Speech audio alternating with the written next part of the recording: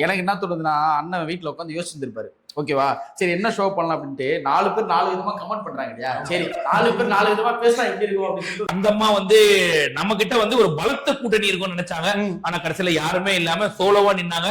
ஏன் நீங்களும் சோலோவா நிக்கிறீங்க, நாங்களும் சோலோவா நிக்கிறோம், நம்ம 2 பேரும் மிங்கிள் ஆயிடக்கூடாதுன்னு சொல்லிட்டு ஒரு கண்டராவியான ஒரு கொலாபரேஷன். இந்த பொன்ராஜ்னு ஒருத்தன் வந்து சிக்கியிருக்கான்.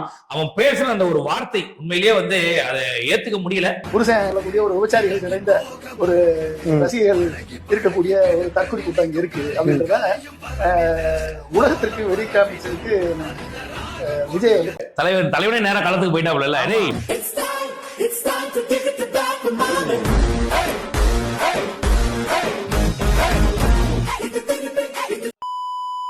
கழிவறை கட்டுறதுக்கு வசதி இல்ல, அதை பத்தி பேசாம காவல்துறை இங்க லைட் போடணுமா அங்க லைட் போடணுமா, ஜட்டியை துவைக்கிற நிலைமை கொண்டாயிரம் திமுககாரங்க. வீடு வீடா போய் ஜட்டியை வாங்கி துவச்சு அதை காய போட்டு பேப்பரை கொடுத்து ஓட்டு போட்டிருக்கீங்களுக்கு திருச்சி கேஸ்ல கோத்து விட்டுறாரு. முன்னாள் லைட் உட்காந்து ஒரு கிலோ படம் பார்த்திருப்பான் போல. அதுல வந்து தலைவன் அன்சிகா சுத்தி கை பிடிச்சி இழுப்பானோ அந்த மாதிரி அதே மோட்ல போயிருக்கான். ஃபுல் போதையில போட்டு போயிருப்பான் போல. சீமான் பிரச்சாரம் பண்ணது அந்த படத்துக்கு ரிவ்யூ சொன்னதா ஞாபகத்துக்கு வருது. அப்புறமா அதுல தனுஷ் நடிச்சிருக்காங்க அப்படிதான் தோணுது. அந்த அளவுக்கு சீமான் பண்ண வேலை. உங்க அண்ணன் பண்றது பேர் பிரச்சாரம்.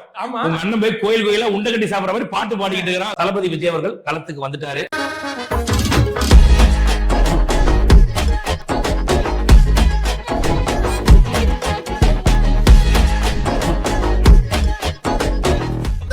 நாங்க 4 பேரு, எங்களுக்கு பயம் கிடையாது. வாய்ஸ் ஆஃப் லிங்கேஷ் நேயர்களுக்கு அன்பு வணக்கம். நம்ம சேனலுக்கு நீங்க தொடர்ச்சியா கொடுத்த ஆதரவுல நம்ம சேனல் வந்து அடுத்த கட்டத்துக்கு போயிருக்கு. சோ இப்ப வந்து 4 பேர் 4 விதம் அப்படின்ற ஒரு ஷோ ஒண்ணு புதுசா ஸ்டார்ட் பண்ணிருக்கோம். அந்த ஷோக்கு வந்து பாத்தீங்கன்னா நம்மளோட கெஸ்டாக வந்திருக்காங்க ஸ்ரீ அப்படின்றவரு, விஷ்ணு வணக்கம், கார்த்திக் வணக்கம்.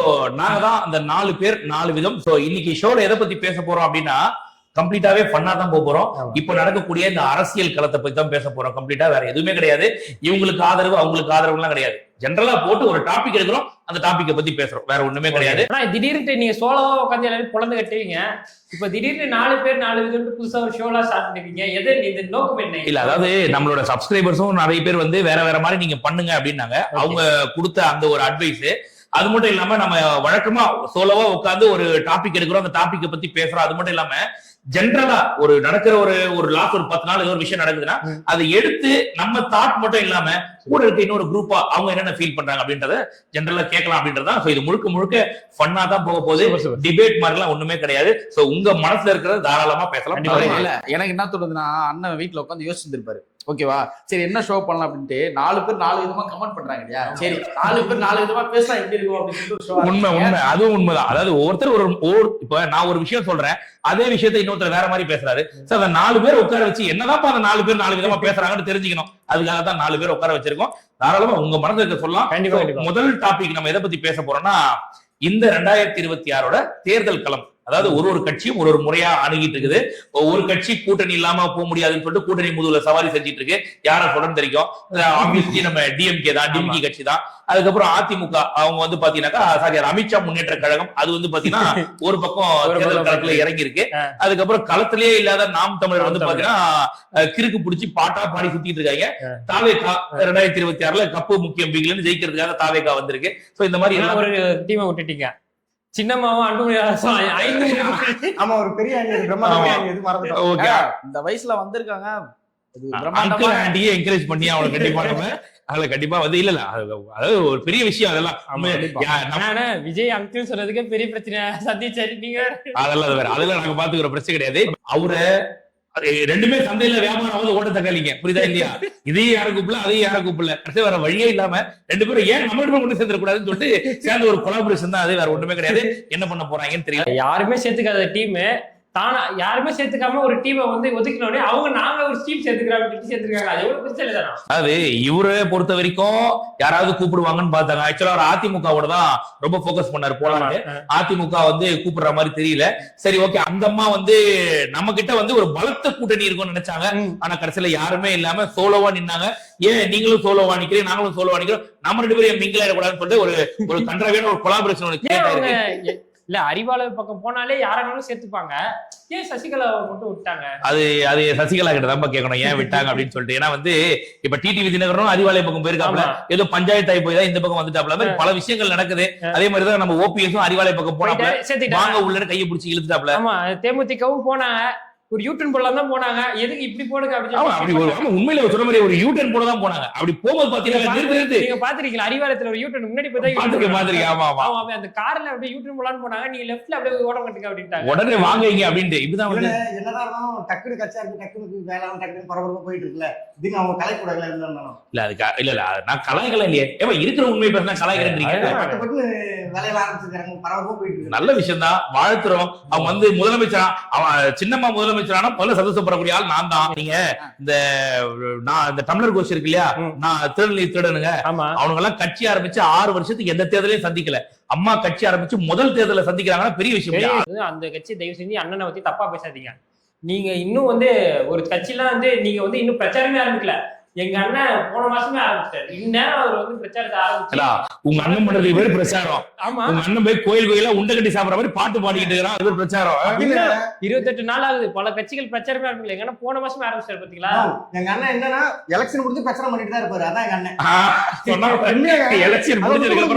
எலெக்ஷன் முடிஞ்சதுக்கு அப்புறம் பிரச்சாரம் போயிட்டே தான் இருக்கும் பாத்துக்க. அந்த மாதிரி அவங்க வந்து ஒரு ட்ராக்லயே இல்லப்பா, அவங்க வேற மாதிரி ஒண்ணு போயிட்டு இருக்காங்க. அதனால அவங்கள பத்தி பேச என்னன்னாலும் எங்க அண்ணன் ஒரு மாசம் முன்னாடி பிரச்சாரம் ஆரம்பிச்சாலும் ஒரு எம்எல்ஏ கூட வருமானம் தான் சந்தேகமா இருக்குது. இல்ல அவர் வந்து யாரோட போட்டி போடுறாருன்னு நினைக்கிறீங்கன்னா, நோட்டாவோட போட்டி போட்டுட்டு இருக்காரு. நோட்டா ஜெயிக்கிறா, நாம ஜெயிக்கிறா, ஒரு போட்டி போடுறாப்ல. அது யாரு 2026 தான் போட்டி. ஒரு நோட்டா நாட்டாக்கா அவ்வளவுதான் முடிஞ்சு போச்சு. இப்ப எங்க அண்ணன் கட்சி வந்து பல கூட்டங்கள், அண்ணனும் போயிட்டாரு, இடுபவன கார்த்திகள் பல பேர் போயிட்டாங்க பேச்சாளர்கள். ஆனா சாட்டை அண்ணனுக்கு வந்த மாதிரி கூட்டம் யாருக்குமே வரலன்றாங்க. சீமான் அவருக்கே வரலையாமே. ஆனா வந்து சாட்டையை வந்து வேட்பாளரா போட்டுருக்க மாட்டாங்க. ஆமா, அதுக்குள்ள இருக்க பாலிடிக்ஸ் என்னன்னு தெரியுமா உங்களுக்கு? அதுக்குள்ள ஒரு பெரிய பாலிடிக்ஸ் இருக்கு. ஒரு பாலிடிக்ஸ். ஆமா, சீமான் என்ன பண்ணானாக்கா, அவன் வந்து யாரும் ஒப்பனைக்கு ஒப்பனாச்சுல, அவன் என்ன பண்ணானாக்கா பார்த்தான், இவனை கொண்டு போய் எம்எல்ஏ வாக்கணும்னாக்கா இவன் ஜெயிச்சிருவான், எப்படியோ ஒண்ணு பண்ணி உருட்டி பண்ணி பண்றான். ஜெயிக்கிறானோ இல்லையோ அதை வச்சு அடுத்த கட்சிக்கு போய் நம்மளையும் அடுத்த மேலே அசிங்கமா கேட்பான். இவனை பக்கத்திலேயே உட்கார வைக்கணும் அப்படின்னு சொல்லிட்டு என்ன பண்ணாப்ல அப்படின்னாக்கா, நீ என்ன பண்ணு, விஜயை திட்டணும். ஒரு தொகுதிக்கும் போற 234 தொகுதிக்கும் போயிட்டு நட்சத்திர பேச்சாளர் பேர் நீ போய் பேசு அப்படின்னு சொல்லிட்டு இவனை ஏமாத்தி உட்கார வச்சிருக்காப்ல. அதுதான் இப்படி உண்மையிலேயே சாட்டைக்கு வந்த கூட்டம், சாட்டைக்காக வந்த கூட்டம் கிடையாது. விஜயை பத்தி என்ன பேசுறான்னு கேட்க வந்த கூட்டம் தான் தவிர மற்றபடி அவனுக்கு வந்த கூட்டம் கிடையாது. சோ இது அண்ணனும் ஒரு பாலிடிக்ஸ், தம்பியும் பாலிடிக்ஸ். முதல்ல அவனுக்கு பண்றது பேர் ஒரு அரசியலே கிடையாது. அதுக்கு பேர் சொல்லணும், அசிங்கமா சொல்லணும். அது இந்த ஷோல சொல்ல வேணான்னு பாக்குறேன், வேற ஒன்றும். சின்ன அண்ணன் தான் இப்படி கலாச்சிட்டீங்க. பெரிய அண்ணன் வந்து எதுலயுமே இந்த மாதிரி போட்டிட்டாதான் நீங்க கலாய்க்கிறீங்க. பெரிய அண்ணன் யாரும் தெரிஞ்சுக்கலாம். டார்ச் அடிச்சுட்டு நைட் டைம் சுத்திட்டு இருப்பாரு, பகல் டைம் சுத்துவாரு, சூரியன்லயே டார்ச் அடிப்பாரு. சகோதரி கமல் தானே அவர் வந்து போட்டிட்டா தோத்துருவோம், நம்ம இதை இப்படி ஒரு அசிங்கம் தேவையில்லை அப்படின்னு சொல்லி அவர் சினிமால எப்படி வாய்ப்பு கொடுக்குறோம் அது மாதிரி அரசியலையும் வாய்ப்பு கொடுக்குறாரு. அவரு அரசியல்ல படாத அசிங்கமா இதுல பற்ற போறாரு. இல்ல ஆக்சுவலா உண்மையிலேயே நடந்த உண்மை என்ன அப்படின்னு பாத்தீங்கன்னா, அவரு கட்சிக்கு 4 சீட்டு தரதா பேசியிருந்தாங்க. ஆனா 4 பேர் இல்ல கட்சியில. நெக்ஸ்ட் மீட் பண்றேன். ஒரு பிக்கிங்கானா 4 சீட்டுன்னு ஒண்ணு. அதுக்கப்புறம் பாத்தீங்கன்னா அந்த டைம்ல தான் வந்து விடுதலை சிறுத்தைகள் கட்சி வெளியில போற மாதிரி இருந்துச்சு. அப்படி போன உடனே என்ன பண்றது தெரியல, இவங்களுக்கு எப்படியாவது விடுதலை சிறுத்தைகள் ஒரு 2 எக்ஸ்ட்ரா கொடுத்தாதான் இருப்பாங்க அப்படின்னு உடனே யார் தலையில கை வைக்கலாம் அப்படின்னு பார்த்தோன்னே நம்ம சகோதரி கமல் மாட்டினாப்ல. நம்ம ஆட்டோக்கார தம்பி எங்க இருக்கான்னு கொஞ்சம் பாருங்கம்மா.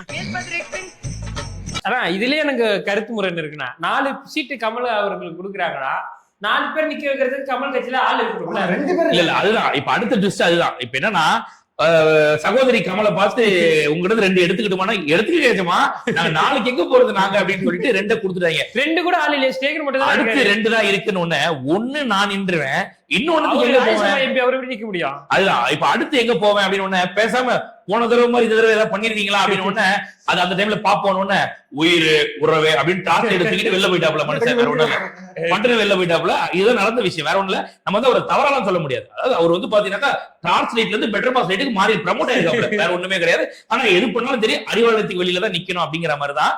ஆனா உண்மையிலே சொல்றா, எனக்கு என்ன நினைச்சாலே அசிங்கமா இருக்குடா. அந்த அவர்லாம் வந்து ஒரு மாற்றத்தை கொடுப்பாரு, ஓட்டு போட்டோம் டார்ச் லைட். அவரு நல்ல நல்ல மாற்றத்தை எல்லாம் கொடுத்துட்டு தான் இருக்காரு. அவரு உதயநிதி பிறந்த நாளுக்கு 1 மாசத்துக்கு விழா கொண்டாடுறாங்க. ஆமா, புரியுதா இல்லையா? உதயநிதி பிறந்து யாருமே இவ்வளவு இது பண்ண மாட்டாங்க. ஆனா இவர் வந்து பாத்தீங்கன்னா ஒரு மாசத்துக்கு வந்து மேடையா பேசினாப்புல அவ்வளவு பேசி பல வகையான பெர்ஃபார்மன்ஸ் எல்லாம் கொடுத்து கூட அவருக்கு சீட்டு கொடுக்கல நினைக்கும் போது அவர் நினைச்சா எனக்கு அசிங்கமா இருக்கு, மனுஷன் பாவம் தூங்குவாரா இல்லைன்னு கூட தெரியல, என்ன கண்ணு வேர்க்குதுன்னு கூட தெரியுது இல்ல வெளியில இருக்கு, அப்படிதான் போயிட்டு இருக்கு. அதே மாதிரி இப்ப நேத்து ஒருத்தன் வந்து வாண்டடா சிக்கியிருக்கான் பாத்தியா இல்லையா, இந்த பொன்ராஜ்னு ஒருத்தன் வந்து சிக்கியிருக்கான். அவன் பேசுற அந்த ஒரு வார்த்தை உண்மையிலேயே வந்து அதை ஏத்துக்க முடியல. அது வந்து நான் இது வந்து ஃபன்னா கொண்டு போகணும்னு பார்த்தேன், பட் இருந்தாலும் அது நெட்ல பதிவு பண்ண நினைக்கிறேன். உங்களோட கருத்துக்களை சொல்லுங்க. இல்ல நான் என்ன நினைச்சேன்னா சத்தியமா சொல்றேன், இந்த விஷயத்துல விஜய் அவர்கள் வந்து நீ கம்ப்ளைண்ட் கொடுக்கல, நம்ம ஒண்ணு ஆனா ஊனா இவன் அப்படின்ட்டா இப்படின்ட்டான்னு போய் கம்ப்ளைண்ட் கொடுக்குறாங்க, ரிமாண்ட் பண்றாங்க. இதுக்கு மட்டும் விஜய் அவர்கள் வந்து எந்த ஆக்ஷனும் எடுக்கலன்னா நானே வந்து கோவப்பட்டு எதனா நம்மளே போயிட்டு கம்ப்ளைண்ட் கொடுத்துடலாமா, நம்மளே போராட்டத்துல இறங்கிடலாமெல்லாம் யோசிச்சேன். என் வீடியோலயே சொல்லியிருந்தேன் எதனா ஆக்ஷன் எடுத்தே ஆகணும் அப்படின்னு நினைச்சேன். ஆனா நான் எதிர்பார்க்காத விதமா ஒரு அல்டிமேட்டா ஒரு ஆக்ஷன் எடுத்திருக்கிறாரு தலைவனே நேரம் களத்துக்கு போயிட்டாப்ல, இனி வெளியில வரல சொன்னீங்கடா வரம் பாடுறா அப்படின்னு சொல்லிட்டு அவரை எது சொல்லும் போதும் அவர் அமைதியா இருந்துட்டாரு. என்னென்னவோ அவதூறு பார்க்கணும், குடும்பத்தை பத்தி பேசினாங்க, அதை பத்தி பேசினாங்க, எல்லாத்துக்கும் அமைதியா இருந்தாரு. தான் கட்சி பெண்கள் தவறுதா பேசுனா நேரடியா வந்து கம்ப்ளைண்ட் கொடுத்தாரு பாத்தீங்களா. இதுல என்ன ஒரு விஷயம்னா எனக்கு உண்மையிலேயே இந்த டாபிக்கை பத்தி பேசவே பிடிக்கல. ஏன்னா அந்த பொன்ராஜ் அப்படின்ற ஒரு அப்துல் கலாமோட ஆலோசகரா இருந்ததாக சொல்லப்படுறாங்க. இப்படியாப்பட்ட நபர் அவர் கூட டிராவல் பண்றியே, அவர்கிட்ட 1000 விஷயம் கத்துக்கலாம். இளைஞர்களை கனவு காணப்படி அரசியலுக்கு வர சொன்னா இல்லாத ஒரு விஷயத்தை கத்துட்டு வந்துருக்காங்க. என்னத்த சொல்றேன், இல்லாத ஒரு விஷயத்தை கத்துக்கிட்டு வந்து அதை பேசி நினைக்கிறே உனக்கு அவர் மேல இருக்க வன்மத்தை இப்படியாடா கேட்க அசிங்கமா. அப்போ நீ என்ன மாதிரி ஆளா வளர்ந்துருக்கிற அப்படின்றது புரியுது. ஒரு பெரிய அறிவியல் விஞ்ஞானி மாதிரி காமிச்சிட்டு இருந்தாரு. திமுக ஆதரிச்சு பேச எல்லாரும் பார்க்கதான் அப்படி இருப்பாங்க. ஆனா உள்ள ஒருத்தவங்களுக்கு நீங்க எல்லாம் ஷாக் ஆகுற மாதிரி ஒரு விஷயத்த சொல்லலாம்னு இருக்கேன். அது என்னன்னா அந்த பொன்ராஜ் வந்து போன தேர்தல்ல மக்கள் நீதி மையத்தில் நின்னாராம்பா. கடவுளே, இப்ப தெரியுதுல அவன் எவ்வளவு பெரிய தற்கொலை. முன்னாடியே தெரிஞ்சா இந்த விஷயத்த பேசுறீங்க. இல்ல நீங்க எல்லாம் வந்து அவரை விஞ்ஞானி லெவலுக்கு கொண்டு போனீங்கல்ல, இப்பயும் இந்த மேட்டர் போட்டு உடைக்காம இருக்க கூடாதுதான் போட்டு உடைச்சிட்டாங்க. அட்லீஸ்ட் அதுல இருந்து தோல்வியானதுல தான் ட்ரெண்ட் ஆகல. அட்லீஸ்ட் இதை சொல்லியாதான் நம்ம ட்ரெண்ட் ஆகலாம். கேவலமான விஷயத்த சொல்லி ட்ரெண்ட் ஆயிட்டாரு. இது ஒரு நல்ல உண்மையிலேயே இன்னைக்கு போறவரெல்லாம் வந்து இதைத்தான் ஒரு ரூட்டா கையாளுறான். கண்டிப்பா விஜய் அவர்களை பத்தியோ ஏதோ ஒண்ணு பேசினாக்கா நீ நல்லா பாத்துக்கோ, அந்த ஒரு சேனல் 7 நாளைக்கு முன்னாடி இந்த வீடியோ அப்லோட் பண்ணிருக்கு. அந்த வீடியோவை பெருசா பார்த்து யாருமே இது பண்ணல. இந்த லைனை மட்டும் கட் பண்ணி ஷார்ட்ஸா போட்டுருக்கான் அவன். அதுக்கப்புறம் தான் பயங்கரமா வைரல். நான் பொன்ராஜ்னா எனக்கு யாருமே தெரியல. நானும் எல்லா பாலிட்டிக்ஸும் என்னன்னா இந்த திமுகவை ஆதரிக்கக்கூடிய ஆட்கள் ஒவ்வொருத்தருமே பாத்தீங்கன்னா இப்படிதான் கேவலமா அவதூறு ஆபாசத்தை கையில் எடுக்கிறாங்க. சிவாஜி கிருஷ்ணமூர்த்தி சொல்லிட்டு அவன் அப்படிதான் போய் ரூம் நான் கேக்குறேன், யாருன்னா புடிச்சிருந்தாக்கா போய் ரூம் ஒருத்தருக்கு ஒருத்தர் பிடிச்சிருக்குனால ரூம் போட்டுக்க அப்படின்னாக்கா அது என்ன தவறான ஒரு விஷயம். அவரு இப்ப இந்த ஆளு இப்படி பேசிருக்காருன்னா இதுக்கு இதே மாதிரி ஈக்குவலா இன்னொரு ஆளு இவராது தாவேகா கட்சி பெண்களா பேசியிருக்காரு. அவர் வந்து பாலியல் வன்கொடுமைப்பட்டு இறந்து போன ஒரு +2 மாணவிக்கு எஸ்வி சேகர் திமுகவோட சங்கி அவர் என்ன சொல்லியிருக்காருன்னா புதர்ல இதுக்கு அந்த பொண்ணு போய் நிக்குது, ஸ்ட்ரீட்ல லைட் போட முடியும், புதர்ல லைட் போட முடியுன்ற ஒரு பேச்சு. அதாவது எஸ்பி சேகர் பேர் வந்து மன்னிப்பு சேகர்னு வச்சிடலான்னு இருக்கிறான். ஏன்னா அவர் பேசிட்டு பாவ மன்னிப்பு கேட்கிறாப்ல. எல்லாருக்கும் பண்ணலாம்ல, மாரிதாசுக்கு பண்ணலாம், சாதிக்கு பண்ணலாம், நமக்கு பண்ணலாம், எல்லாரும் பண்ணலாம்ல. மன்னிப்பு நம்ம தெரிஞ்சதே பண்றாரு அவர். அதுதான் ஆமா, நம்ம பேசிடுவோம், பேசிட்டு மன்னிப்பு கேட்டுருவோம். ஆமா, இப்ப நம்மலாம் பேசணும்னு வச்சுக்கோங்களேன், உடனே கேஸ் போட்டு ரிமாண்ட் பண்ண ட்ரை பண்ணுவானுங்க. அவங்க ட்ரை பண்ண மாட்டாங்க, ரிமாண்டே உங்களை பண்ணி பேசாதீங்க கிடையாது, கண்டிப்பா ரிமாண்ட் பண்ணிடுவாங்க.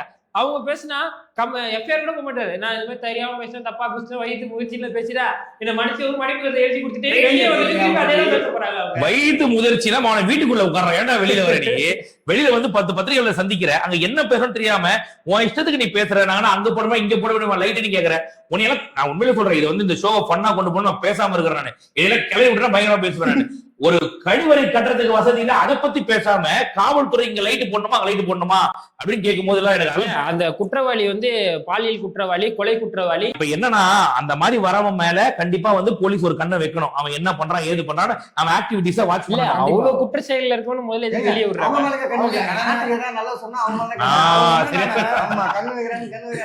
கண்ணு வைக்கிறாங்கன்னாக்கா குற்றவாளிகள் மேல கண்ணு வைக்க மாட்டாங்க. நல்ல விஷயத்தை சொல்ல போனா நம்ம மேல கண்ணு வைப்பாங்க. தப்பு நடக்குது, தப்ப யார ஃபோக்கஸ் பண்ணாதீங்க. தப்ப பத்தி அவன் பேசுறான், அவன் தூக்கு. இப்ப இந்த வீடியோ கூட பாரு, பெண்கள் ஆளை போட்டு வாட்ச் பண்ணிட்டு இருப்பான். என்ன தவறா பேசுறானா தூக்கிடலாமா வாட்ச் பண்ணிட்டு இருப்பாங்க. இந்த விஷயம் பேசினவங்க பாத்தீங்கன்னா ரொம்ப யங்ஸ்டர்ஸ் அப்படிலாம் கிடையாது, வயசானவங்க 2 பேர் தான் பேசியிருக்காங்க. அதுவும் பாத்தீங்கன்னா அவங்க ஃபேமே கிடையாது. இதை இப்படி சொல்லி ஃபேம் ஆகணுன்ற ஒரு விஷயத்துக்காக இப்படிதான் பேசுறாங்க. ஏன் அதையே திருப்பி சொல்றேன், நீங்க பாத்தீங்கன்னா தெரியும். இவங்க 2 பேர் பேசியிருக்காங்க, 2 பேரும் வயசானவங்க. இல்ல அது உண்மை. அது திரும்பவும் நான் ரெஜிஸ்டர் பண்றேன். தமிழக வாழ்வுரிமை கட்சின்னு ஒரு கட்சி இருக்கு, சத்தியமான தெரியாது எனக்கு. வேல்முருகன் அந்த கட்சி தலைவர் சத்தியமான தெரியாது எனக்கு. எப்ப தெரியும்னா விஜய் அவர்களை குறித்து தவறா பேசுறதுக்கு அப்புறம் ஓ இப்படி ஒருத்தர் இருக்காரா அவர் நான் ரோட்ல போகும்போது போஸ்டர்ல பாப்பேன் நானு திடீர்னு பார்த்தா கணிதஞ்சலி போஸ்ட் மாதிரி ஒன்று பார்த்தா கட்சி போஸ்டர் அந்த மாதிரி பார்க்கும்போது ஓ இவர் ஒரு கட்சி வச்சிருக்காரா அப்படின்னு அப்ப தெரியும். அது எந்த கட்சி கூட பார்க்க மாட்டேன். அதுக்கப்புறமா அவர் பேசின வார்த்தை இருப்போம் ஓ தமிழக வாழ்வு அது எதுக்காக சொல்ல வரேன் அப்படின்னா இந்த மாதிரி பல பேர் வந்து இன்னைக்கு விஜய் அவர்களை பத்தி பேசி ட்ரெண்ட் ஆகுறாங்க. எனக்கு முன்னாடியே தெரியும் என் அண்ணன் எப்படி தெரியும்னா எதனா கட்சி பணி தெரிஞ்ச பண்ணியா அப்படின்னு கேட்டல டோல்கேட் அடிச்சு உடைச்சப்ப தெரியும் அவர்தான். நான் அது கேள்விப்பட்டிருக்கேன். டோல்கேட் அடிச்சு உடைக்கிற கட்சி ஒண்ணு இருக்குன்னு கேள்விப்பட்டிருக்கேன். அது இவங்க தான் அதை பண்ணாங்க அப்படின்றது எல்லாருமே கேதர் பண்ணி மொத்தமா அவங்களை பத்தி ஒரு நாலேஜ் கிடைச்சது இந்த பிரச்சனைக்கு அப்புறமா தான் கிடைச்சது. கட்சியை அடிச்சு உடைக்கிற அளவுக்கு தெரிஞ்சிருக்கு. கட்சி அடிச்சு அதாவது முன்னாடி அவங்க என்ன பண்ணாங்கன்னு தெரிஞ்சது. இப்ப அவங்க கட்சியை காலி பண்ற அளவுக்கு மொத்த டீடைலும் தெரிஞ்சுக்கிட்டாங்க. இன்கேஸ் 2026 திரும்பவும் திமுக ஆட்சிக்கு வந்தால் எப்படி 2021 இரும்பு கரண் கொண்டு தடுப்புன்னாரு அந்த தடுப்பாரா? ஆல்ரெடி ரொம்ப வலிக்குது. இப்ப வரைக்கும் அவர் என்ன தடுத்திருக்கிறாரு அந்த இரும்பு கரண் யாரும் பேசாம தடுத்திருக்காருல்ல, அடுத்தா உள்ள போய் தடுத்திருக்காரு. எதை தடுத்திருக்காரு? அந்த பாலியல் வன்கொடுமை பத்தி பேசுறவங்க எல்லாம் பேச விடாம நடக்க கூடாதுன்னு தடுக்க மாட்டாரு. அது நடக்க கூடாது கிடையாது, நடந்ததை பத்தி பேசுறவங்க மீடியால யாரும் பேசிடக்கூடாதுன்னு தடுப்பாரு தவிர அது தடுக்க மாட்டாரு. அதனால இப்ப 2026 திரும்பவும் வந்து உட்கார்ந்தாங்கன்னா நான் யோசிச்சு போயிருவேன். நாம எல்லாருமே எழுதி போக வேண்டியதுதான். மக்கள் உட்பட எல்லாரும் காலி பண்ணிட்டு வடநாட்டுக்கு பருப்பு விற்க போக வேண்டியதுதான். எங்க அண்ணா ஆல்ரெடி சீமான் வந்து திரள் நிதி கலெக்ஷன் பண்ணாப்ல, அடுத்தவர் அவங்க தான் கிளம்புறாப்ல, மொத்த பேர் ரூட்டு பிடிச்சு போக வேண்டியதுதான். நம்ம இதுல சட்டம் ஒழுங்கு எப்படி இருக்குன்னு திருமாவளவன் அவர்கள்ட்ட ஒரு ஆங்கர் கேள்வி கேட்கிறார். யாரு? பாண்டிய அவர்கள் தான் கேள்வி கேட்கிறாரு. அங்க ஒரு கொலையுமா இங்க ஒரு கொலையுமா நடந்தா சட்டம் ஒழுங்கு பிரச்சனை கிடையாதுங்க, போன ஆட்சி மாதிரி துப்பாக்கி சூடு நடந்துச்சா அப்படிங்கிறாரு. ஓ துப்பாக்கி சூடுன்னு அவர் ஃபீல் பண்றாரு. உண்மையிலேயே சொல்றேன், திருமாவளவன்ல ரொம்ப மரியாதை இருந்துச்சு. இப்போ அந்த மரியாதை இருக்கு. அவர் வந்து பிளாஸ்டிக் சேர் போட்டு உட்கார வைக்கும் போது கூட நான் பெருசா நினைக்கல. ஆனா இவரு இந்த மாதிரி எல்லாம் கருத்து சொல்றாரு பாத்தியா. இப்ப நாங்க வந்து ஸ்டாலின் கையில கத்தியோ இல்ல உதயநிதி கையில கத்தியோ கொண்டு போய் வெட்டினாதான் சட்டம், அவங்கதான் பொறுப்பு. நடக்கிறதுக்கு என்ன நடவடிக்கை எடுத்தீங்க நீங்க? இங்க இது நடக்குது, இங்க இது நடக்குது, என்ன நடவடிக்கை எடுக்கிறீங்க நம்ம கேட்கறோம்ல, அதுக்கு என்ன பதில் சொல்றீங்க? அதை சொல்லுங்க நீங்க அப்படின்னாக்கா. எவன் எல்லாம் பேசுறான் அப்படின்னு ஆளை போட்டு பாரு, அவனை தூக்கு, அவதூறு பரப்புறான். அதிகபட்சம் வெளியில இருந்து கூட வெளியில நடக்கிறத விட இப்போ திமுக உறுப்பினர்களோ திமுக பதவியில இருக்கவங்களோ பண்ற கொடுமை அதிகமா இருக்குது. இப்போ 2 வயது குழந்தை பாலியல் வன்கொடுமை செய்து ஒரு திமுக நிர்வாகி கைது பண்ணாங்க. ஒரு ஏர்போர்ட்ல ஏரோப்ளைன்ல வந்து ஒரு பாலியல் வன்கொடுமை. அது மட்டும் இல்லாம திமுக நிர்வாகி மேலே வந்து குற்றச்சாட்டுகள் பல எழுதிருக்குது. இல்ல அதாவது உண்மையான தற்கூரி கூடனா அவனுக்குதான். ஏன் சொல்றேன்னா, இந்த நடிகர் பின்னாடி போவாதீங்கடான்னு சொல்லுவாங்க நம்மள. ஆனா அந்த பிளைட்ல போனா பாத்தியா, அவன் முன்னாள் லைட் உட்காந்து ஒரு கிலோ முன்னாடி படம் பார்த்திருப்பான் போல. அதுல வந்து தலைவன் அன்சிகா எப்படி சுத்தி கை பிடிச்சி இழுப்பானோ அந்த மாதிரி அதே மோட்ல போயிருக்கான். ஃபுல் போதையில போட்டு போயிருப்பான் போல. ஆனா நல்ல வேலை எம்புட்டு இருக்கு ஆசை அந்த படத்தை போயிட்டு யோசிச்சு பாரு நீ. அது எப்படின்னா, sir what you want sir அப்படின்னு நீ வேணுமா கை பிடிச்சி எழுதிருப்பா எப்படி இருக்கா பாரு. அதுக்கப்புறம் உண்மையிலேயே சொல்றா, தமிழ்நாட்டுக்காரன் பிளைட்ல போனாலே அசிங்கமா இருக்கா. உண்மையிலேயே நம்ம தலை முடிஞ்சு போற அளவுக்கு பண்றாங்க ஒவ்வொன்றும். ஆனா தெரியாம என்ன பண்றாங்கன்னாக்கா, இது இந்த ஆட்சி சூப்பர் ஆட்சி, சிறந்த ஆட்சி, பெண்களுக்கு எதிரான கூட்டத்தை இரும்பு கரண் கொண்டு தடுப்பேன் அப்படிங்கிறாங்க. இவங்க இரும்பு கரம் துரு பிடிச்சி அப்படியே ஸ்டெக்காய் போயிட்டு பார்த்ததே இல்லை. ஆனா இதுக்கு பார்த்ததுல சொல்றீங்க நம்மளும் சந்தானம் அப்படி சொல்ல தெரியுமா, இதான் எங்க பாட்டியை மரத்தை போட்டு அடிச்சாங்க, இதை பத்தி பாட்டு எல்லாம் இருக்குன்னு நம்மளாத்தான் சோறு போடுறாங்க. நம்புங்க, அவ்வளவு பிடிச்சு போச்சு. நம்புங்க, இரும்பு கரண்ட் இருக்கு, அவ்வளவுதான் வரும், அடுத்த ஆட்சியில வரும். அதே மாதிரி இந்த பித்தளை என்ன பண்றாங்க வேணா, ஏடா நான் என்ன கேட்கிறேன், ஓட்டு கேளுங்க வேணான்னு சொல்ல, வீடு வீட போய் அம்மா ஓட்டு போட்டு நினைக்கிறேன். நீ ஜெய் இது வரைக்கும் தோத்ததே நீங்க கிடையாது, தோத்துருக்கீங்கல்ல, தோல்வியை பாத்துருக்கீங்களா? அப்புறம் என்ன பண்றாங்க, வீடு ஜட்டியை துவைக்கிற நிலைமை கொண்டாங்க திமுக காரங்க. வீடு வீடா போய் ஜட்டியை வாங்கி துவச்சு அதை காய போட்டு பேப்பரை கொடுத்து ஓட்டு போட்டுருக்கீங்க எங்களுக்கு. உண்மையாவா சொல்றீங்க? சத்தியமானா ஜட்டியை துவச்சு போடுறாங்க. அப்படி வருது வீடியோ இருக்கு, வீடியோ ஒன்று வந்துருச்சு பாரு வெளியில. மாட்டாங்க அந்த அளவுக்கு இறங்கி இருப்பாங்களா டவுட். அந்த அளவுக்கு கீழ்மட்டத்துக்கு இறங்கிட்டாங்க. நான் கூட போயிட்டு துணி துவைக்கிறியமா, நீ துவைக்கிற நிக்கிறமா, பரவாயில்லமா அப்படின்னு வழக்கம் போல திமுக ஆங்கில பாப்பான் இல்லையா, அது மாதிரி பாத்துக்கிட்டு நிப்பான்னு பார்த்தா இவன் என்ன பண்ணா, ஒரு படி மேல போய் அவன் எவ்வளவு பெரிய ஆளு மேல போயுமா, என்ன அசிங்கமா தோச்சிக்கிட்டு கூட பையன் 1000 ஜட்டி சார், அதெல்லாம் ஸ்பெஷலிஸ்ட் கூட காலையில நான் அதெல்லாம் பண்ணிட்டு வந்திருக்கேன் அப்படின்னு சொல்லிட்டு இப்படி ஒரு அடி அப்படி ஒரு அடி அடிச்சு தோச்சி அலசி காய போட்டு பேப்பர் கூட ஓட்டு போடுவான். அடமானுகிட்ட போயிடலாம். இதுல இன்னும் ரொம்ப கீழ்த்தர மாதிரி ஆடு கொடுக்குறானுங்க. நான் வந்து திமுகவை கிழிச்சு வீடியோ போடுறேன், என்னோட வீடியோல வந்து ஆடு போடுறாங்க. இதுலயே ஆடு வரும், இந்த வீடியோ இதுலயே பெண்களுக்கு ஆடு போட்டாலும் போடுவாங்க. ஆமா இல்ல அவங்க பண்றதே வந்து விளம்பரம் மாடல் இருக்கு, இதுதான் பேர் போனவங்க. ஆமா ஆமா அதாவது இப்போ ஒரு ப்ராடக்ட் நல்லா ஃபேமஸா இருக்குது, நல்ல ப்ராடக்ட், தரமான ப்ராடக்ட்னா அதுக்கு ஆடு தேவையில்லை. இப்போ ஆப்பிள் இருக்கலாம் ஆடு கம்மியா போடுவான், அதே மாதிரி ராயல் என்ஃபீல்ட்லாம் ஆடு கம்மியா போடுவான். இதெல்லாம் மொக்க எலக்ட்ரிக் ஸ்கூட்டரு அதுக்குதான் ஆடு நோயாம போட்டு இருப்பான், ஏன்னா அது போட்டு சேல் ஆகாது. கரெக்ட். வியாபாரம் பொருள் வியாபாரம் பண்றதுதான் ஆடு போடுவாங்க. Correct தாங்க. இல்லாத ஒரு விஷயம் யாரு கொடுக்குறது காண்டாமா? உங்களுக்கு இல்லவே இல்ல, காலைல உணவுன்றாங்க, அதுல இல்ல இல்ல அத நீங்க 2 பேர் சொல்றதுமே ஒரு பாயிண்ட் இருக்கு. நீ வந்து வியாபாரம் ஆகாத பொருளை வியாபாரம் பண்றதுக்கு ஆடு போடுறாங்க, அது நியாயமான விஷயம். அதை போட்டுக்கோ, பரவாயில்ல. இவன் சொல்றான் போட்டுக்கோ, அதே போல இல்லாத விஷயத்தை உருவாக்கி ஒரு ஆடு போடுவேன். வெளியில வந்து போட வைக்கிறாங்க பிரியாணி இருக்குன்னு சொல்லிட்டு, உள்ள வந்து பார்த்தா பழைய சாதம் தயிர் சாதம் மாதிரி இங்கு மீன்கள் விற்கப்படும் போர்டு எழுதி போட்ட மாதிரி தான் இவங்க ஆடு போட்டுக்கிறாங்க. அந்த மாதிரி மீன் முன்னு கூட இருக்காங்க. அப்படிதான் பண்ணிட்டு இருக்காங்க இவனுங்க. அந்த மாதிரி கெடுகட்ட ஆட்சியா போயிட்டு இருக்கு. ஆனா ஒருத்த நாடுல தாவேகா நிகழ்ச்சியில ஒரு ஆசிரியர் வந்து நடனம் ஆடிருக்காரு. எதுக்கு தாவேகா பாட்டுக்கு விஜய் பாட்டுக்கு ஆடி இருக்காரு. அவங்கள வந்து டிஸ்கஸ் பண்ணிட்டாங்க. இவனுங்கள என்னன்னு சொல்றதுன்னு தெரியல. ஒரு விசில் அடிச்சாக்கா விசிலுக்கு பயந்து மைக்க கொடுக்குறானுங்க அந்த தூய்மை பணியாளர்கிட்ட. அப்பயே நம்ம வாயில அசிங்கமா வருது. ஏன்னா ஒரு தூய்மை பணியாளர் வந்து விசில் அடிச்சா விசில சின்னது ஓட்டு போட்டு போறாங்கன்னு இன்ஃபுளுன்ஸ் ஆகி அவங்க உடனே வந்து இவனுக்கு மைக்க கொடுத்தானுங்க. இவ்வளவு செலவு பண்ணி மைக்க கொடுக்குறியே, அதுக்கு பதில் அவங்க வேலையை நிரந்தரம் பண்ணுங்களா? மாநகட்ட என்னன்னா அவ்வளவு செலவு பண்ணி ஆடி எடுக்கிறாங்க, அது ட்ரெண்ட் ஆகல. இந்த வீடியோ ட்ரெண்ட் ஆயிடுச்சு இல்லையா? ஆமா, அதனாலதான் ட்ரெண்ட் ஆனதுதான் இங்க பெரிய பிரச்சனை. கரெக்ட். இந்த ட்ரெண்ட் ஆகுது, இது எண்ட் ஆகும். சரி, நான் என்ன கேக்குறேன், இதே உதயநிதி பாட்டுக்கு அந்த அம்மா ஆடி தான் என்ன பண்ணிருப்பாங்க? அவங்க மட்டும் ஷேர் பண்ணி அவங்க மட்டும் பாத்துருப்பாங்க. வைரலா இருக்கும், கூட்டு வச்சு ஏதாவது கிஃப்ட் என்னடா நியாயம் இதெல்லாம்? அவ்வளவு மொக்கையானவங்களாம் கிடையாது திமுக காரங்க. ஏன்னா உதயநிதி பாட்டுக்கு ஆட போறாங்க. அவங்க நல்ல பாட்டு ஒடுக்கி வச்ச கோகோ கோலா பாட்டை போட்டு நல்லா டான்ஸர்ஸ் கூப்பிட்டு நல்லா ஜாலியா பார்த்துட்டு. இல்ல அதெல்லாம் நாங்க எதை கேட்டோமா? குலுக்கி வச்ச கொக்கோ கோலா போல கொஞ்சம் கீழே வந்து ஆடுமா, சரியா தெரியல அப்படிலாம் அமைச்சர் பேரும் நாங்க எதை கேட்டோமா? ஏன்னா கேடுகட்ட அமைச்சர் இவன் சொல்லிட்டு கடந்து போயிட்டோம். ஆனா ஒரு அம்மா வந்து அது எங்க மேடை, தாவேக்காவுடைய மேடையில ஆடுறாங்க, உனக்கு எங்க வலிக்குது? அவங்க தனிப்பட்ட என் பாட்டுக்கு ஆடுற, அவங்க பாட்டுக்கு ஆடுறாங்க, பிரச்சனை. அது வந்து அந்த பாட்டு வைரல் ஆயிடுச்சு. உடனே ஒரு ஆசிரியர் ஆடினாங்க, வைரல் ஆயிடுச்சு. உடனே இவனுக்கு அடி வைரல் எரிய ஆரம்பிச்சு. இப்படிதான் என்ன பண்ணா, இப்ப நம்ம நடிப்பு அரக்கன் இருக்காரு பத்தியா, அந்த நடிப்பு அரக்கன் தன்னோட துறை சார்ந்த பிரச்சனைக்கு போக மாட்டாரு. திருச்சி கேஸ்ல கோத்து விட்டுறாரு. நடிப்பு அரக்கன் இருக்காப்ல, நடிப்பு அரக்கன் துறை சார்ந்த பிரச்சனைக்கு போக மாட்டாப்ல. எங்க இடம் இருந்தாலும் போக மாட்டாப்ல. ஆனா தாவேகா கூட்டத்துல ஏதோ ஒண்ணு ஆயிடுச்சு வச்சுக்கோ, முதல்ல அதை போய் படிச்சு சொன்ன கண்டிஷன்ஸை ஃபாலோ பண்ணு. ஆமா, அது நடிப்புல இருந்தா அந்த இவன் திவாகர் இருக்கான் பத்தியா, நெஞ்சில குத்தி கழுவ அந்த மாதிரி ஆட்டோமேட்டிக். உண்மையிலே இப்ப 2 பேர் நடுவுல போட்டியே பிரச்சாரத்துல இறக்குறாங்க மதுரையில. நீ வேணா பாருங்க, ஒரு பிரச்சாரம் பண்றாரு. உண்மை. இப்ப வந்து பாத்தனா 2 பேர் நடுவுல போட்டியே. ஒண்ணு நடிப்பு அரக்கன் அன்பில் மகேஷா, இல்ல அரக்கு இருக்க திவாகரா. 2 பேர்ல யாருக்கு போட்டிங்கிறதா இப்ப வந்து போயிட்டு தர்பீஸ் தான் ஜெயிப்பாரு நினைக்கிறேன். ஆமா, எனக்கு தெரிஞ்சு இல்ல அப்படிலாம் கிடையாது. இல்ல இப்போ எங்க அண்ணா எங்க அண்ணா ஒரே மாட்டாரு. 2 பேர் கொடுத்துருவாங்க. செந்தில் பாலாஜி எப்படின்னா கமிஷன் கொடுத்தாரு, எங்க அண்ணா ஜெயிக்க வச்சு. இல்ல நைட்ல ஓவர் டைம் கிளாஸ் எல்லாம் போறாங்க பாத்தியா நீ? இன்பநிதி வந்து அழுது எல்லாம் வீடியோ வந்துச்சு ரீசெண்டா பாத்தியா? ஆக்டிங் கிளாஸ் போறாங்கன்னு சொல்ல வரேன். நடிப்புன்றது தானா வரணும். இல்ல நடிச்சா ஓடாது. அதே மாதிரி இன்னொரு மேட்டர், இந்த நவீன உலகத்துல அதாவது இவ்வளவு டெக்னாலஜி வளர்ந்து போச்சு. நம்ம வைஷ்ணவி பார்த்தீங்கன்னா ஏஐ வீடியோல 41 டெட் பாடி வர அளவுக்கு கூட டெக்னாலஜி வளர்ந்து போச்சு. அதை கண்டிப்பா குறிப்பிட்டு சொல்லணும். அப்படி இருக்கும் போது அந்த கரூர்ல பட்டியை அடிச்சு மக்களை கொண்டு வந்து அங்க சேமிச்சு வச்சு அந்த தேர்தலுக்காக ஓட்டு போட வைக்கிறதுக்கு அங்க மக்களை கொத்து சேர்த்து வைக்கிறாங்க. இந்த மாதிரி ஒரு விஷயம் இன்னைக்கும் நடக்குது. ஏன்னா நான் என்ன சொல்றேன், இந்த கிராமத்துல டெக்னாலஜி இல்லாத டைம்ல, கம்யூனிகேஷன் இல்லாத டைம்ல ஒரு மக்கள் அடைச்சி வச்சு உனக்கு ஓட்டுக்காக நீ பண்ணா பரவாயில்ல. இத தொடர்ந்து அதிமுகவும் கம்ப்ளைண்ட் கொடுக்குறாங்க, எடுக்க மாட்டேங்கிறாங்களாம். அது அவங்க இடத்துல அவங்க போட்டிருக்காங்க, நாங்க என்னங்க சொல்ல முடியும்? அது தப்பு பண்றதே லீகலா பண்றாங்க. இல்ல இது சட்ட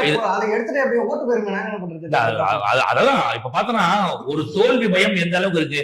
நீ ஜெயிக்க போற உனக்கு தைரியம் இருந்துச்சுன்னா மக்களை போய் சந்திச்சு பாரு. போய் மக்களை போய் சந்திச்சு பாரு. என்ன துரத்தி அடிச்சிருவாங்க நெக்ஸ்ட். சரி, மக்களுக்கு நல்லது பண்ணிருப்பா, அதை போய் சொல்லு. அப்படிலாம் எதுவும் பண்ணல நெக்ஸ்ட். சரி, மக்களுக்கு ஏதாவது வரைக்கும் செஞ்சிருப்பா, காசு ஏதாவது கொடுத்துருப்பா. நாங்க தான் எங்களுக்கு செஞ்சுக்கிட்டோம், மக்கள்கிட்ட இருந்து பிடிக்கி நாங்க தான் செஞ்சுக்கிட்டோம். அதெல்லாம் மக்களுக்கு அப்ப அணைச்சு வைக்க வேண்டியதுதான் மக்களை. எதுக்கு நெக்ஸ்ட் அப்ப அணைச்சுதான் வைக்கணும். இல்ல எவ்வளவு ஒரு கேவலமா இறங்கி வந்துட்டாங்க பாரு மக்களை.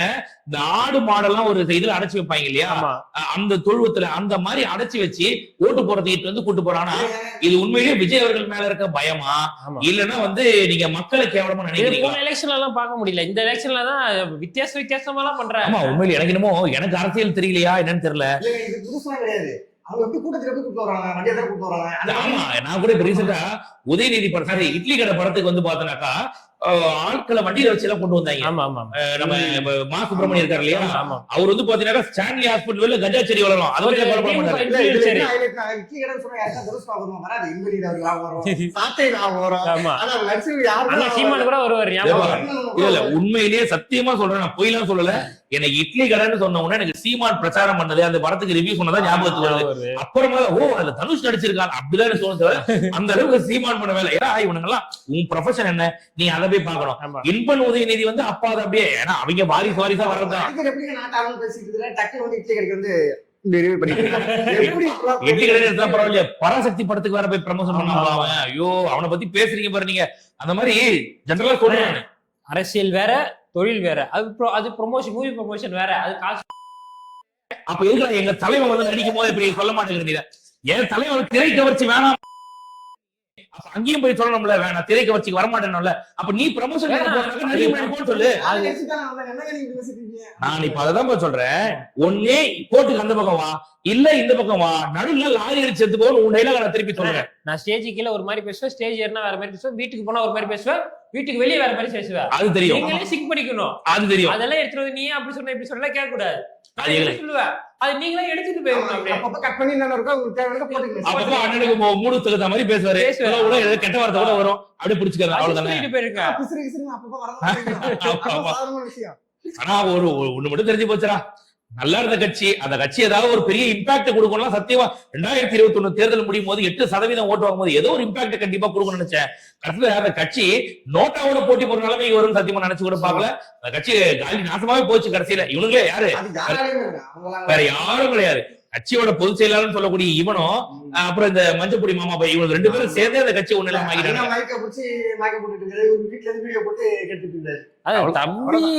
தம்பி விஜய்க்கு ஓட்டு போறேன்னா போடு, என்ன தூக்கி சுடுகாட்டுல போடுன்ட்டு அவரே இல்லையா. ஒரு பக்கம் போறான் பாட்டு பாடுறான், சரி ஏதோ ஒரு பண்றான், முருகர் கோயில பக்தியில பாட்டு பாடுறான். இது போறான், ஒரு மாற்றம் வேணும். தம்பி விஜய் நிக்கிறான், அண்ணன் நான் நிக்கிறேன், நீங்க வந்து அவனுக்கு போறாரு போடு, எடுத்து படுறா போய் நிறைய வெட்டிடுவோம் ஏறி படு போய். நீ இல்ல கேட்க தோணுதா இல்லையா, யோசிச்சு பாருங்க. நீங்க ரஜினிகாந்த் அரசியலுக்கு வரும்போது இங்க வெற்றிடம் இருக்குது போது சுடுகாட்டுல கூட தான் வெற்றிடம் இருக்குன்ற தூக்கி போய் சுடுகாட்டுல போனா போய் படுத்துக்க நீயே கொண்டு போச்சு. இப்ப இன்னைக்கு வெற்றிடம் இல்ல, நிறைய எப்படி சொல்றது, நிறைய கூட்டமா தான் இருக்குது. அப்ப ஒரு வெற்றிடத்தை ஏற்படுத்தணும், நீ போய் படுத்துக்கன்றாங்க. நீயே போய் போட்டு, நீயே வந்து நீ மண்ணல்லி மூட தேவையில்ல, மூடுறதுக்கு உன் கட்சியில பல பேர் இருக்காங்க போட்டு மூடுறதுக்கு. சாட்டை இருக்காரு போய் படு, அவங்களே போட்டு மூடிடுவாங்க. ஏன்னா அடுத்த கட்சியை டேக் ஆஃப் பண்றதுக்கு ரெடியா இருக்கா சாட்டை இருக்கு. கொஞ்ச நேரம் சீமான் கையேசலாம் போஸ்ட் கூட ஒட்டிடு. நம்ம ஆல்ரெடி இப்ப ரெடி பண்ணி நம்ம பேசுறது வீடியோ பார்த்தானா இப்ப ரெடி பண்ணிருப்பாங்க, ஏதோ பண்ண போறானுங்க போல.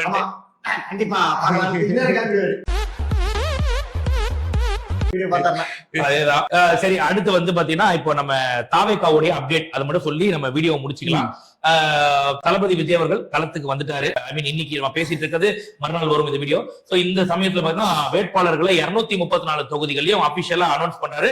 பண்ணிட்டு ஒரே நாள்ல 5 தொகுதிகள்ல பிரச்சாரம் பண்றாரு. ஏன்னா நாட்கள் ரொம்ப கம்மியா இருக்கு, 25 நாள் தான் இருக்குன்றதால ஒரு தொகுதிக்கும் போயிட்டு பிரச்சாரம் பண்றது ஒரு நாளைக்கு பண்ண முடியாது. சோ ஆல்ரெடி ஒரு நிர்வாகிகள் ஆரம்பிச்சாங்க, பட் தலைவன் வரணும்னு காத்துட்டு இருக்காங்க எல்லாரும். சோ அந்த சமயத்துல தலைவர் வந்து ஒரே நாள்ல 5 இடத்துக்கு பிரச்சாரம் பண்ணாரு. அந்த மாதிரி பல விஷயங்கள் இருக்கு. உண்மையிலே இந்த இடத்துல வந்து தேர்தல் ஆணையத்துக்கு ஒரு மிகப்பெரிய நன்றிகளை சொல்லணும். 5 தொகுதிகள்ல ஒரே நாள்ல வராருன்னு போது பெரிய விஷயம். இதுக்கு போலீஸ் ப்ரொடெக்ஷன் எப்படி கொடுக்க போறாங்கன்ட்டு பட் இந்த வீடியோ பாக்குற தாவேகாவினர்களுக்கு ஒரே ஒரு ரெக்வஸ்ட் மட்டும் தான், தலைவரோட வாகனத்து பின்னாடி போகாதீங்க. ஏதாவது ஒரு நடந்துச்சுனாக்கா இதை வச்சு ஏதாவது ஒன்று ஃப்ரேம் பண்ணுவாங்க, அது மட்டும் பாத்துக்கோங்க. ஏன்னா இதெல்லாம் நடக்கும் அப்படின்னு சொல்லிட்டு நடிப்பாருங்க காத்துக்கிட்டு இருக்கான். இவன் ஒருத்தர் கீழே விழுந்தாலும் வீட்டுக்கு போயிடலான்னு. நம்ம விஜய் அண்ணனை பாக்கணும், விஜய் அண்ணனை பாக்கணுமான்னு பாக்குறத விட நம்ம பக்கத்துல இருக்கவன் நான் கரெக்டா இருக்கானா, ஒழுங்கா இருக்கானா, நம்ம பின்னாடி இருக்கவன் சேஃபா இருக்கானா, நம்ம சுத்தி இருக்கவனை பார்த்துட்டு அதுக்கப்புறம் பாக்குறது பெருசு. ஆமா, நீ சொன்னதுக்கு அப்புறம் எனக்கு ஒரு விஷயம் ஞாபகம் வந்துச்சு. அதாவது பின்னாடி ஒருத்தன் வண்டியில வரான், அவன் போறான், அதை மட்டும் தடுக்கிறது நம்ம வேலை கிடையாது. கூட்டத்துக்குள்ள ஆட்களை இறக்கி விடுவாங்க. ஏன்னா தலைவர் வந்து பெரம்பூர் தொகுதியில் நிக்கிறதா சொல்லும் போது அந்த சேகர் பாபு இருக்க இடம் இன்னொரு கரூராக வருவதற்கான வாய்ப்புகள் இருக்குன்னு ஒரு சில விஷயங்கள் சொல்லிட்டு நம்ம ஆளுங்களா உட்காரடான்னா உட்கார மாசல் புறத்துல வரா மாதிரிதான் எல்லாரும் சுத்துவாங்க இல்லையா. அந்த மாதிரி பாத்தீங்கன்னா ஆளுங்களா உட்காருங்கன்னா உட்கார அளவு நம்ம அந்த அளவு வந்து அது நமக்குள்ள ஒரு யூனிட்டி இருந்தா யாரும் எதுவும் பண்ண முடியாது. பட் ரொம்ப ஜாக்கிரதையா இருக்கணும். இந்த சமயத்துல ஏதாவது ஒண்ணு நடந்துச்சுன்னா அதை வச்சே ஓட்டு கேட்டலாம். ஏன்னா நம்ம நல்லது எதுவுமே பண்ணல, நம்ம வந்து அடுத்தவங்க பண்ற தவறு மட்டுமே சுட்டி காட்டி நம்ம ஓட்டு வாங்கிடலாம்னு சொல்லிட்டு சுத்திட்டு இருக்காங்க பல பேர். அதுக்கு வாய்ப்புகள் கொடுத்துட வேணாம் அப்படின்னு மட்டும் சொல்லிக்கிறேன். அதே மாதிரி இந்த மாதிரி வீடியோக்கள் தொடர்ச்சியா இதுக்கப்புறம் வரணும் அப்படின்னாக்கா உங்களோட கருத்துக்கள் கண்டிப்பா ரொம்ப ரொம்ப முக்கியம். கமெண்ட் செக்ஷன்ல சொல்லுங்க. இதுல ஏதாவது இதை சேஞ்ச் பண்ணலாம் அப்படி பண்ணலாம் அப்படின்ற மாதிரி இருந்தாலும் நீங்க சொல்லுங்க. அது எங்களுக்கு ரொம்ப ரொம்ப முக்கியம். ஏன்னா நீங்க கொடுத்த ஆதரவு தான் இன்னைக்கு இந்த அளவுக்கு வந்து ஒருத்தர் 4 பேரா மாற அளவுக்கு போயிருக்கு ஷோஸ். இன்னும் பல ஷோஸ் போறதுக்கான வாய்ப்புகள் இருக்கு. அதே மாதிரி சூப்பர் தேங்க்ஸ் மூலியமா நம்ம சேனலுக்கு சப்போர்ட் பண்ற நபர்கள் மிக்க நன்றி அவர்களுக்கும். அப்புறம் அதே மாதிரி நம்ம சேனலோட மெம்பர்ஷிப் பத்தி டீடைலாக பேசி ஒரு வீடியோவும் கொடுத்துருக்கோம். சேனல் மெம்பர்ஷிப் எடுக்கிறது மூலியமா நீங்களும் நம்ம சேனல்ல ஒரு மெம்பராக உட்கார்ந்து வீடியோ பேசலாம். அதே மாதிரி பிசினஸ் ரிலேட்டட் ப்ரமோஷன்ஸாக இருக்கட்டும், கீழே கொடுத்துருக்க நம்மளோட டீடைல்ஸ் கான்டாக்ட் பண்ணீங்க அப்படின்னாக்கா உங்களுக்கான ப்ரமோஷன்ஸும் கிடைக்கும். இதே மாதிரி இந்த 4 பேர் 4 விதம் மாதிரி இன்னும் நிறைய நிகழ்ச்சிகள் வருவதற்காக இருக்கு. ஸோ உங்களோட ஆதரவுகள் ரொம்ப ரொம்ப முக்கியம். இந்த மாதிரி தொடர்ச்சியா சப்போர்ட் பண்ணுங்க. நன்றி, வணக்கம். நன்றி நன்றி. மக்களுக்கு நல்லது பண்றதுக்கு அரசியலுக்கு வாங்கடா, கொள்ளை அடிக்கிறது கொலை பண்றதுக்கு அரசியலுக்கு. மறக்காம சர்ப்ரைஸ் பண்ணுங்க. தேங்க்யூ.